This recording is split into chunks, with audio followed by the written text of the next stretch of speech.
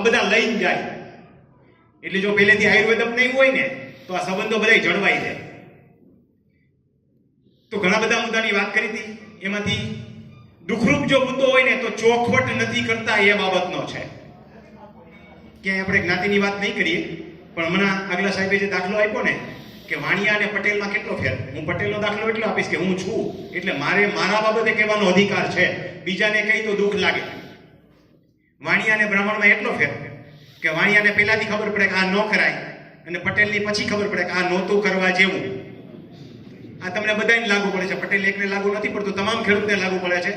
જાનામી ધર્મમ નામે પ્રવૃત્તમ જાનામી અધર્મમ નામે નિવૃત્તમ. આ દરેક અહીંયા બેઠેલા દરેક ખેડૂતને ખબર છે કે ભાઈ દવા ન છટાય, કેન્સર થાય છતાંય છાંટીએ છીએ ને છાંટવાના જ. સાહેબો તમે ગમે એટલું કહો, અમે છાંટવાના છે. આ હકીકત છે. એમ બધા અહીંથી સાંભળીને જશે, રેવન્યુ રેકોર્ડ ચોખ્ખો કરવો પડે, પણ હરામ કોઈ જઈને હાથ નંબર જોશે અથવા કોઈ પાસે જોવડાવશે એ મને ખબર છે. તો ઓલા નાના પાટેકરની ઘોડે ભાઈ હું કામ માથા પટકેશ, આ બધા સામે પિક્ચરમાં એમ છે ને નાના પાટેકર કહે છે એટલા માટે માથા પછાડું છું કે આમાંથી 10% મારું જ્ઞાન લાગી જાય ને તોય લેખે. સુખી રહેવું હોય તો આપણા ઘર પૂરતું, જાજુ નહીં, આપણા ઘર ઓર્ગેનિક શાકભાજી તો કમસે કમ કરવા જ જોઈએ. ઘઉં તો ઓર્ગેનિક જ થાય છે, દવાની જરૂર નથી. મારીએ છીએ ધરાર મારીએ છીએ. હું એટલો ખેડૂતનો દીકરો તો છું, મને ખબર પડે કે ઘઉંને દવા મારવાની ભાગ્યે જ જરૂર પડે, ન મારીએ તો કઈ જાજો ફેર નથી પડી જતો. હું ખોટો છું કે સાચો છું કેજો બધાય, બરોબર છે? એવી જ રીતે રામમોલની અંદર જે છે તમે જુવાર વાવો કે બાજરી વાવો એમાં પણ ભાગ્યે જ જરૂર પડે. તો કમસે કમ આપણા પૂરતું આપણે છાંટો નાખી દઈએ બાજરીનો કે જુવારનો, શેઢા પાડે પ્રતિ બાજુ નાખી દઈએ તો બે ફાયદા કે પક્ષી પણ આવશે એટલે ઈયળ જીવજંતુ પણ ખાઈ જશે, અને કમસે કમ તમારા પૂરતો બાજરો જુવાર તો વધશે જ. તમારા છોકરા ખેતી નથી કરતા, એ સિટીમાં રહે છે એટલા માટે કે એને સુખી થવું છે એમ તમે સમજો છો, હા, પણ એ ત્યાં જઈને પેસ્ટિસાઇડ વાળું ખાશે તો દુઃખી થાય છે આવનારી પેઢી. તો કમસે કમ આટલું આપણે તો કરીએ જ આપણા માટે, આપણે અનાજ એટલું પેદા કરીએ. જો વધારે થોડું થાય તો દીકરી જમાઈને આપજો, હગા ભાઈને કોઈ દેતા નથી. આટલું કમસે કમ આપણે કરીએ તોય ઘણું. શાકભાજી આપણા પૂરતા કરીએ અને આપણા ઘર પૂરતા કરીએ. તો એવી જ રીતે કમસે કમ આપણા રેવન્યુ રેકોર્ડ તો ચોખ્ખા રાખીએ. રેવન્યુ રેકોર્ડમાં ખાસ કરીને બધાને એક અગત્યની બાબતની સલાહ આપું છું. ગવર્મેન્ટ એના પર પેનલ્ટી નાખી છે, હું તો કહું છું વધારે નાખવી જોઈએ, પણ હળવડો જેથી સરકારે આપ્યો છે કે સમયસર વારસાઈ દાખલ કરો. જૂની વારસાઈ જોજો, ગઈડિયા બાપા 90 વર્ષના થાય ત્યાંથી બાપાના નામે જમીન આવે, કેટલી વખત તો છોકરાના નામે ન આવે, એના છોકરાના નામે સીધી આવે. વટલી પેટી ઉગલી ગઈ હોય, બાપા 100 વર્ષના સેન્ચુરી મારે ને એટલે વટલાની દાંડી તો 60 રનની વિકેટે ઉડી ગઈ હોય, બાપાએ 100 રન કર્યા હોય તો વારસાઈ તૂટે પાછી, ત્યાં હરખી એન્ટ્રી ન મળે તો વારસાઈ સમયસર ચડાવી દેવી. હયાતીમાં હક તો કોશો ચડાવી દેવા, વારસાઈ નહીં. વારસાઈ જ્યારે ગુજરી જાય પછી ચડાવી એને વારસાઈ કહેવાય. બાપા જીવતા હોય નામો બનાવી નાખીએ એને હયાતીમાં હક કહેવાય. હયાતીમાં હક બાપા દાખલ કરશે ને તો ઓછા વત્તી જમીન એકબીજા છોકરાને આપશે, દીકરીના હક સરળતાથી કમી થઈ જશે. બાપા જીવતા હશે તો જમાઈ ઓછા આડા પગ કરશે. આ બધા પ્રશ્નોનું સમાધાન છે ને એ હયાતીમાં હકથી છે. હવે હયાતીમાં હક દાખલ કરીએ ત્યારે કેટલાક પ્રશ્નો હોય છે, મારી સામે બેઠેલા હોય ને કેટલાક મનમાં વિચારતા જ હોય. માણસની અંદર છે ને બે આત્મા વસે છે. Doctor Jekyll and mister Hyde, tales from Tagore, મહાકવિ રવિન્દ્રનાથ ટાગોરની એક બેસ્ટ નોવેલ છે ટેલ્સ ફ્રોમ ટાગોર. એમાં ડોક્ટર જેકિલ અને મિસ્ટર હાઇડ બે આત્મા શરીરની અંદર છે, તમારા બધાની અંદર છે, મારામાંય છે. કેટલાકમાં ડોક્ટર જેકિલ છે ને એ મહાન રીતે જીવતો હોય છે એટલે એ પાપ કર્મો ઓછા કરે, અને હાઇડ જીવતો હોય ને એ પાપ કર્મો જાજા કરે. કેટલાકમાં ઉલટું હોય છે, મારે કોઈને કહેવાની જરૂર નથી. આડોશી પાસે નડે, ગાડું બોલે, આમાં હાઇડ વધારે જીવતો હોય છે, જેકિલ ઓછો જીવતો હોય છે. એટલે હંમેશા જીવતા જીવ આપણે આપણી જવાબદારીઓ પૂરી કરતી જવી, એટલે વારસાઈ દાખલ કરવી. હવે જેની અંદર ડોક્ટર જેકિલ એન્ડ હાઇડ જીવે છે ને એને એમ થશે કે મારા છોકરા મને નહીં હાચવે તો શું થશે, તેનો રસ્તો દેખાડીને જ જાઉં છું કે હયાતીમાં હક દાખલ કરો, તમારો હક ઊભો રાખો, તમારું નામ કમી ન કરો. એટલે સરળ થઈ ગયું. જેના હયાતીમાં હક દાખલ કરી દીધા, છોકરાની વારસાઈ થઈ ગઈ. તમારું નામ એમને ઊભું રાખજો, વિભાજન નહીં કરતા. નહીતર પાછો એને પ્રશ્ન પાછો ઊભો થશે. જીવાઈમાં રાખવું છે એવું શબ્દ નહીં વાપરતા. છોકરાના વિભાજન ન કરો, એમાં હયાતીનો હક તમારો ઉભો રાખો. વિભાજન કરો તો બે નામ તમારું નામ ઉભું રાખો, બાપાનું નામ. એટલે બાપા વયા જાય એટલે બેમાંથી મરણના દાખલાના આધારે હક કમી થઈ જશે. કોઈ કેસ કે ત્યાં નહીં ઊભા થાય. તમારે નવેસરથી આંબો નહીં દેવો પડે, પણ બાપાની જીવાઈ ઊભી રાખશો તો યાદ રાખજો નવેસરથી આંબો રજૂ કરવો પડશે. અને ફરી પાછા એમાં દીકરાઓના હક જતા કરવા પડશે, દીકરીઓ સહિતના. એટલે આ પણ એક અગત્યની બાબત ટૂંકમાં કીધી, સૌને સમજાઈ ગઈ હશે. હયાતીમાં હક કમી કરી દો. દીકરીને ભાગ ન દેવા એમ હું નથી કહેતો, દેવા થતો હોય તો હયાતીમાં દઈએ દેવો, ન દેવાનો થતો હોય તો હક કમી કરાવી દેવા. એફિડેવિટના આધારે થાય છે, એટલે એને ચેલેન્જ નહીં થઈ શકે. જૂનામાં ચેલેન્જ થતા હતા. આ બેન જે પ્રશ્ન લઈને આવ્યા છે જૂનાનો જ છે. નવામાં તો ફૂલ પ્રૂફ સિસ્ટમ છે. જૂનામાં 3 એન્ટ્રીઓ સાથે ચડતી હતી. વારસાઈ દાખલ થાય, હક કમી થાય અને વિભાજન થાય અને સાથે કોર્ટ કેસ થાય પછી. કારણ કે આવી એન્ટ્રીઓ જૂની હતી. હવે એમ નથી થતું. હવે પેલા બાપા ગુજરી જાય તો પેલા વારસાઈ દાખલ થાય, નોંધ પ્રમાણિત થાય, 135 ડી બચી જાય, મુદત પૂરી થઈ જાય, પછી વિભાજન કરવું ત્યાં પહેલા હક કમી કરવા પડે. વળી 135 ડી બચે. ઘણા 135 દિવસ સમજે છે.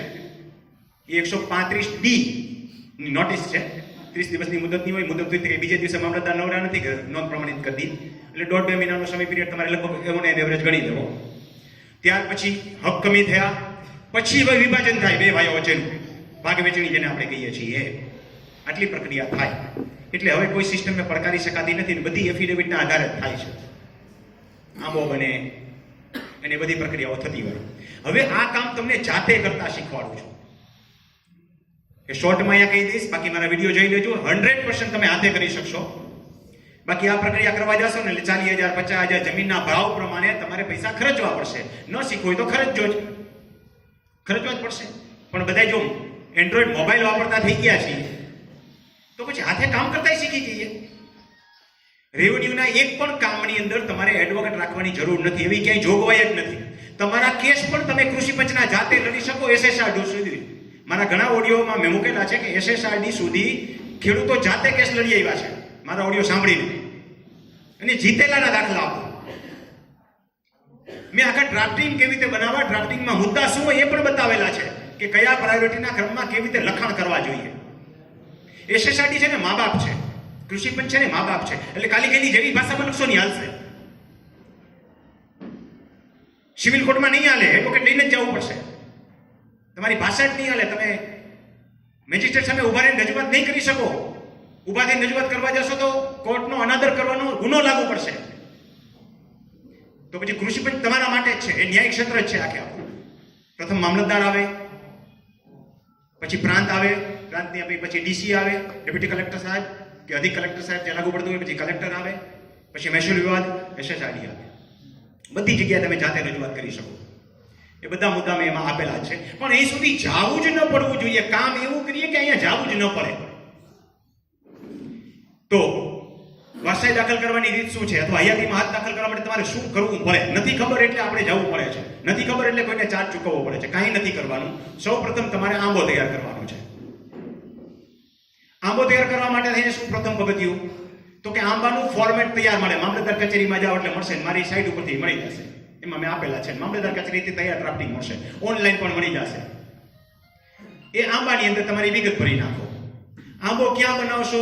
ફૂટબોલ થાય છે માણસ અહીંથી વાંચે ઓલો કે મારા કાર્યક્ષેત્રમાં ના આવે, મારા કાર્યક્ષેત્રમાં ના આવે. આંબો બનાવવો હોય હયાતીમાં હકનો આંબો બનાવવાનું કામ બાપાનું છે. એટલે બાપાનું રાશન કાર્ડ અને બાપાનું આધાર કાર્ડ જ્યાં હોય એ મામલતદાર હુકુમતમાં આંબો બને, બીજે ક્યાંય ન બને.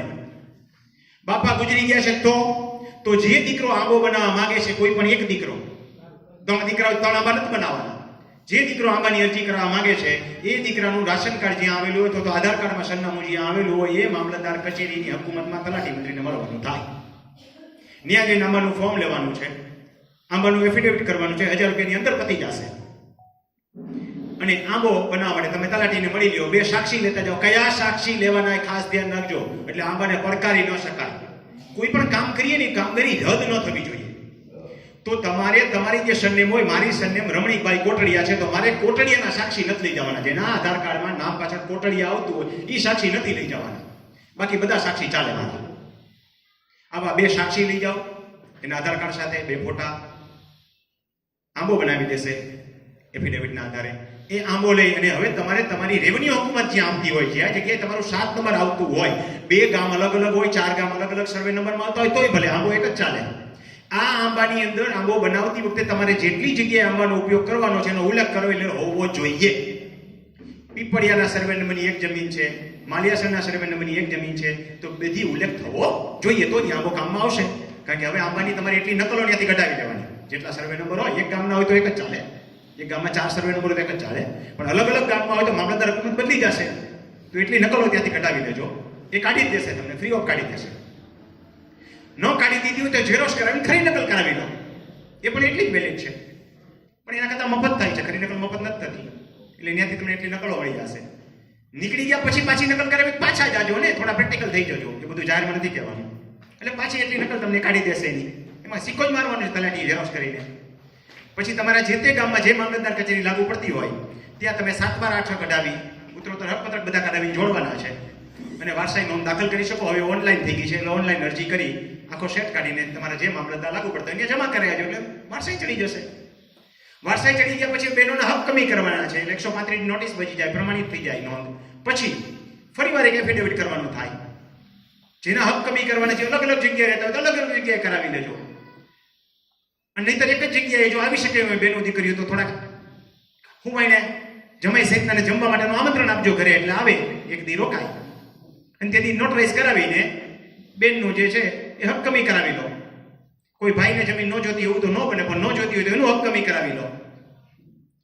પછી જે છે એ ડોક્યુમેન્ટ્સ તમે મામલતદાર કચેરીમાં જમા કરાવવાનું છે.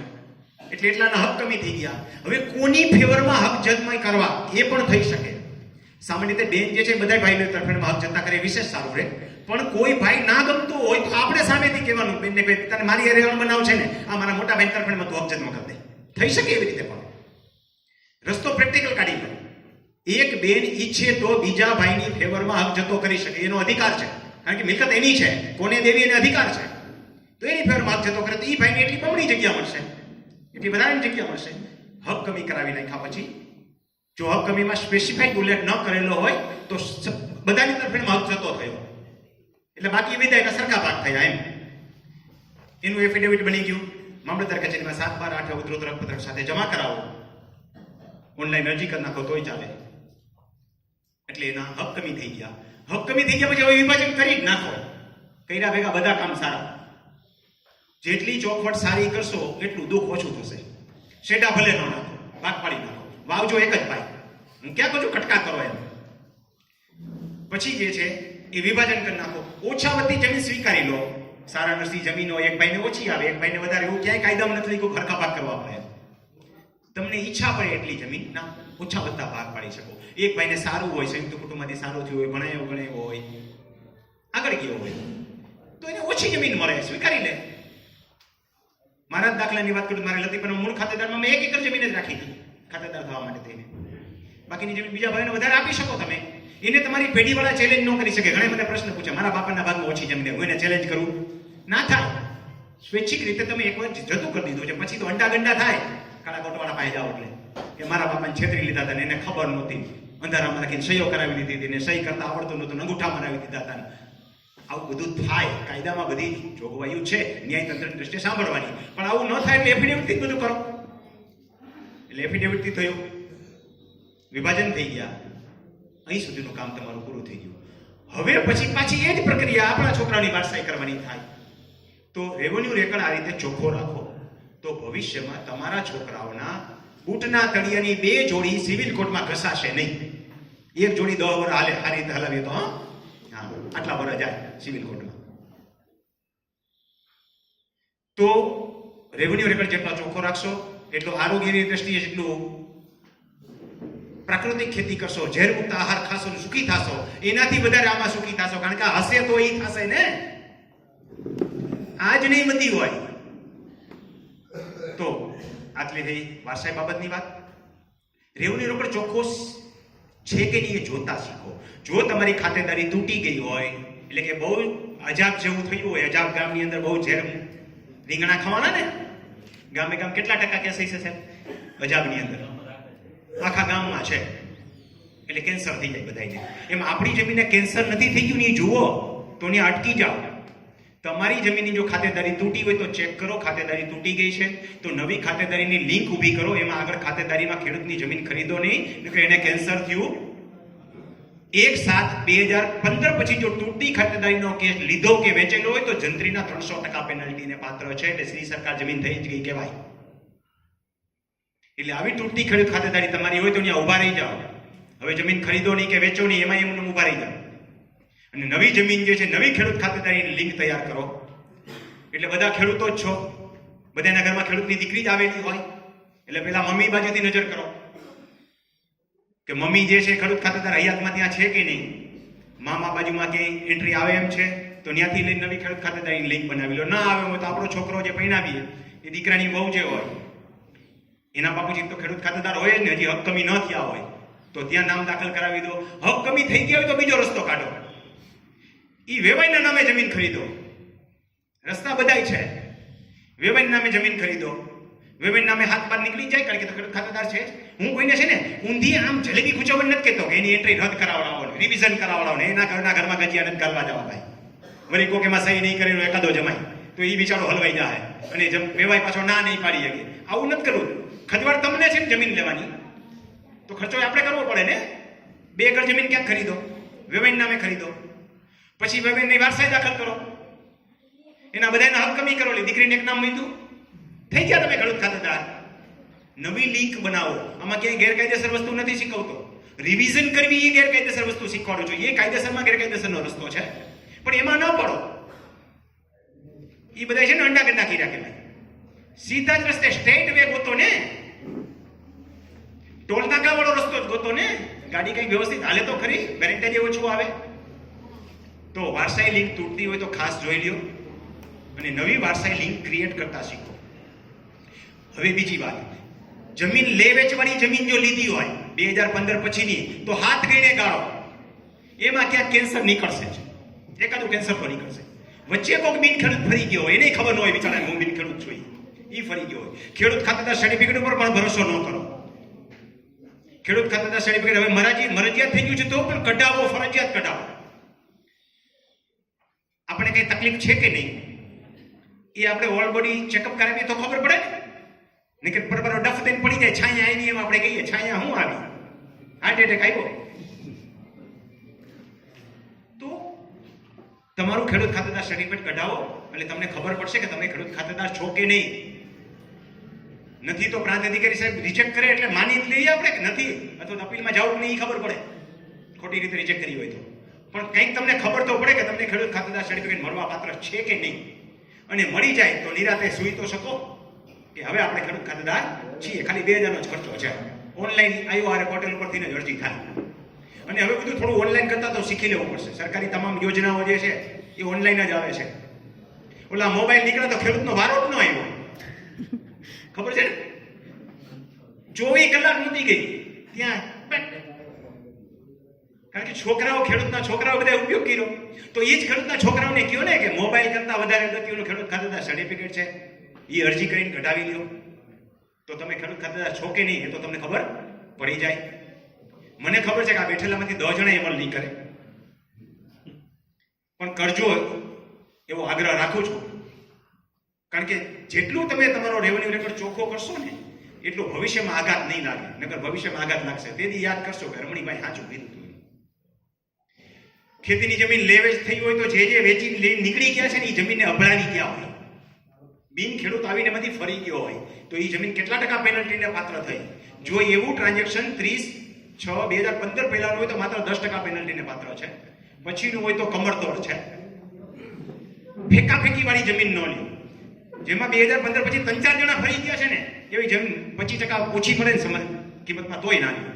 મૂળ ખેડૂત ખાતેદારની જમીન બને ત્યાં સુધી લેવી. ખેડૂત ખાતેદારની લિંક પરફેક્ટ ચેક કરવી. સર્ટિફિકેટ ઉપર ભરોસો ન કરવો, પણ એની લિંકો પ્રમાણિત થઈને લિંકો ચેક કરવી.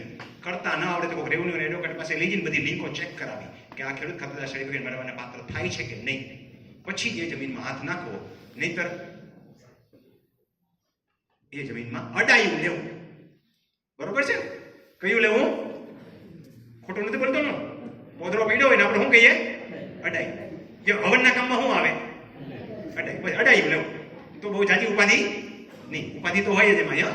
બહુ જાજી નહીં. વચ્ચે જેટલા જાજા છાણા થાપી ગયા હોય ને એ હા બહુ નિરાતે ચેક કરવા પડે કે આ છાણામાં કોણ હું થાપી ગયું. સમજાય તો છે? તો આટલી હતી ખેડૂત ખાતેદારની વાત. અગાઉ જે મેં કીધી એ હતી વારસાઈ નોંધ દાખલ કરવાની વાત. સુખી થવાના આ 2-3 રસ્તા. ત્રીજો રસ્તો, બને એટલા રેવન્યુ રેકર્ડમાં ચોખ્ખા રહો. આડોશી પાડોશી અરે નાની નાની બાબતે કજિયા ન કરો. હવે ત્રીજું, આ બાજુ જે ખેડૂત બેઠા છે ત્યાં નવી માપણીનો પ્રશ્ન છે તો એ વિષયમાં લો ને કે ન લો. અહીંયા નવી માપણી થઈ અને એમાં કબજા ફેરના પ્રશ્નો, નકશા બેહવાના પ્રશ્નો એવા છે કે નવી માપણી નથી થઈ મને ખબર નથી. આ બાજુ નવી માપણી થઈ ગઈ છે પણ પ્રશ્ન ઓછા છે. પ્રશ્ન ઓછા છે તો કહી દઈએ સાથે. નવી માપણી માટે 3 વખત તારીખ વધી હતી, પાછી 4થી વખત વધી છે, 5મી વખતે વધશે જ. કારણ કે એક જગ્યાએ ઓછા છે, અમુક જગ્યાએ બહુ જાજા છે. તમારે શું જોવું જોઈએ? નવી માપણી થઈ ગઈ છે, બધાને લાગુ પડે. તમારો 7 નંબર હાથમાં પકડો. જ્યાં નવી માપણી થઈ નકશા બેસી ગયા છે એની જ વાત કરું છું. જ્યાં પ્રોમોલ્ગેશન પ્રમાણિત તેની નકશાની ઉપર એક નોંધ આવે છે અને વધારાની એક પ્રોમોલ્ગેશનની નોંધ પડી ગઈ છે. એમાં મામલતદાર સાહેબ ડીએલઆર સાહેબે પ્રમાણિત તેની નોંધ લખી આટલા પાનિયા પડેલા છે લખેલું હોય 1000 પાનિયા 1500 પાનિયા વાંચ્યું હશે ને 500 પાનિયા બરોબર એવી એક નોંધ પડી હોય એ પ્રોમોલ્ગેશન પ્રમાણિત થયાની નોંધ છે. આ પ્રોમોલ્ગેશનની નોંધ જેને પડી ગઈ હોય જેનામાં નકશા બેસી ગયા હોય નકશો ન આવ્યો હોય ને એની લાગુ તો પડે છે કારણ કે અહીંયા પ્રોમોલ્ગેશન પ્રમાણિત થયું તમારું નથી થયું બાકી થઈ તો ગયું જ છે. એવા 7 નંબરને 2015 પહેલાના જૂના 7 નંબર સાથે મેળવો કે એમાં તમારું મૂળ ખેતરનું નામ યથાવત છે, જમીનનો સત્તાનો પ્રકાર યથાવત છે, તમારો ખેડૂતના નામમાં કોઈ ફેરફાર નથી ને આ 3માં કંઈ સુધારો હોય તો પ્રિસ્ક્રાઇબ કરેલું તૈયાર ફોર્મ આવે છે એમાં લખેલું જ હોય છે. પહેલી કોલમમાં લખ્યું ખેતરના નામમાં ફેરફાર, બીજામાં લખ્યું સત્તાના પ્રકારમાં ફેરફાર, ત્રીજામાં લખ્યું નકશા ફેરના ફેરફાર, ચોથામાં લખ્યું ક્ષેત્રફળના ફેરફાર અને પછી લખ્યું કબજા ફેરના ફેરફાર અને છઠ્ઠામાં અન્ય ને ટીક મારી પડે અને નીચે ટૂંકી લખી નાખો તમારા ખેતરનું ખરું નામ આ હતું, ભૂલવાળું નામ આ છે. 2 ભૂલ હોય તો બીજી લખી નાખો સાથે, 2માં ટીક મારીને કે ખેતરનું નામ આ હતું, સત્તાર પ્રકારમાં ફેરફાર આ છે. ભૂલથી નવી શરતની જમીન લખાઈને આવે છે, અવિભાજ્ય પ્રકારની જમીન લખાઈને આવે છે, મૂળ મારી જૂની શરતની જમીન હતી. જે ઓરિજિનલ શબ્દ હોય એ લખી નાખો, ભૂલવાળો શબ્દ લખી નાખો. નકશાનો ફેરફાર હોય તો લખી નાખો, સામાન્ય ફેરફાર તો લખવાની જરૂર નથી. આખો નકશાનો ફેરફાર હોય તો લખી નાખો કે નકશાનો ફેરફાર આવે છે. આટલા કામ સરળતાથી થઈ જશે.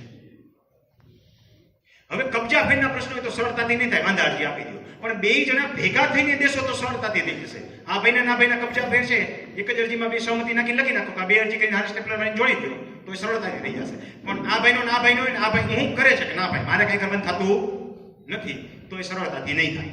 સમજાય છે? એટલે નરે બેયને છે પણ ખેડૂતોને ઊંઘ જાજુ છે કે મારે કંઈ કરવાનું થતું નથી. ઘણા તો એવા છે કે રોડ ઉપરની જગ્યા મારે આવી ગઈ ને એટલે મારે છોડવી નથી. આની રોડ ઉપરની હતી અને મારામાં રોડ ઉપરની બતાવી મને લાલચ થાય કે મારી ભવિષ્યમાં રોડ ઉપરની થાય. ભાઈ નહીં થાય. એક દાખલો આપો. એકવાર છે ને મારી ઘરવાળી કુંભના મેળામાં ખોવાઈ ગઈ. હમણાં કુંભનો મેળો હાલે છે, કુંભના મેળામાં ખોવાઈ ગઈ એટલે ઓલા ગુમશુદા વાળા આવે ને ફરિયાદ લખાવા ગયો. મને કે બોલો વર્ણન કરો કેવી હતી. મેં કીધું ઐશ્વર્યા રાય જેવું રૂપ હતું, આટલા લાંબા વાળ હતા, સિમેટ્રિકલ બોડી હતું. મારી બાજુ બીજા ભાઈ હતા. મને કે આવી ક્યાં હતી તારી? મને હારી ગોતી દો તો તને શું વાંધો છે? એના નો ગોતી દે જે હોય જ મળે. એટલે રોડ ઉપરની જમીન જેના ભાગમાં આવીને મળી ન જાય એ દેવી જ પડે. પણ સમજતો નથી. એવું સમજે છે મને આ મળી ગઈ, કાગળ ઉપર સરકારે દઈ દીધી. ભાઈ ભૂલવાળી આવી છે, ભૂલવાળી આવી તારી થતી નથી. ભૂલો હંમેશા સુધારને પાત્ર હોય. આટલી તો કાંઈ પ્રોમોલ્ગેશન પ્રમાણિત થઈ ગયું તો શું થઈ ગયું? ભૂલ 7 વર્ષ નહીં 70 વર્ષ ચાલે. ભૂલ એ ભૂલ છે. વહીવટી ક્ષતિથી થઈ હોય તો ભલે, તમારાથી થઈ હોય તો ભલે. તો હંમેશા સેટલમેન્ટની તૈયારી રાખો. કૃષિ પંચનું છેલ્લું પગથિયું છે ને સેટલમેન્ટ કહેવાય. ખબર છે ને? સેટલમેન્ટ કમિશનર છેલ્લું ત્યાં જાય. મહેસૂલ વિવાદ જે છે એ સોલા પાસે આવે અમદાવાદમાં અને મહેસૂલ વિવાદ જે હવે ગાંધીનગર બની ગયું છે. તો સેટલમેન્ટ કમિશનરનું કામ જ સેટલમેન્ટ કરવાનું છે. તો ઘરે બેસીને અહીં સેટલમેન્ટ કરી નાખો ને તો તમારે ન્યાય સુધી તળિયા ગામમાં ના જાવ. ન્યાય થશે તો એ જ. કોઈ પણ વસ્તુનો ઉકેલ હંમેશા સેટલમેન્ટ જ હોય છે. ગમે એવા ભાઈ જાઓ, ગમે એવા સિવિલ કોર્ટમાં ગયા હોય, છેલ્લે ટેબલ પર બેવું પડે કે ના બેવું પડે તો પેલા બેસી જાઓ ને, થોડુંક જતું આવતું કરો. સમાધાન થકી ગુમાવનાર માણસ કદી કંઈ ગુમાવતો નથી. ફરીને કહું, સમાધાન થકી ગુમાવનાર માણસ કદી કંઈ ગુમાવતો જ નથી. એ હંમેશા મેળવે જ છે. ભલે થોડુંક ટેમ્પરરી જતું ગયું, કારણ કે માનસિક ત્રાસ ભોગવવો અને અગવડતાઓ ભોગવવી આખી જિંદગી એના કરતા જે મળ્યું છે એને મીઠું કરી નાખો. તો સારો રસ્તો એ છે કે કજિયા ઓછા થાય. તમારો પેલો ભાઈ તમારો પાડોશી છે. તમારો પેલો ભાઈ ગામમાં સિટીમાં રહે છે એ નથી. હારા નરસા બધા પ્રસંગે કામ આવશે, પણ બાવળ આપણે અહીંયા જ વાળીએ છીએ, બાજુવાળા આવી છે. હંમેશા પાડોશી સાથે સારા સંબંધ રાખો. અને આમ તો હવે છે ને ભૂખરીના બોર કરવા માંડ્યા ને તો બધા સારા સંબંધ મીંડા રાખો. જમણવાર કરવા પડે ને, બોલો પાઇપ ખેંચાવા કોણ આવે? હા, 1000 ફૂટના બોર કરે એને રાખવા પડે. મારે જ છે આજુબાજુ 6 ખેતરવાળાને ભેગા કરવા પડે. ન હોય તો તાવા કરવા પડે, મેલડીવાના માંડીએ. સારા સંબંધ રાખો, પાડોશી જ કામમાં આવે, બાજુવાળો કોઈ બીજો કોઈ કામમાં ન આવે. રસ્તા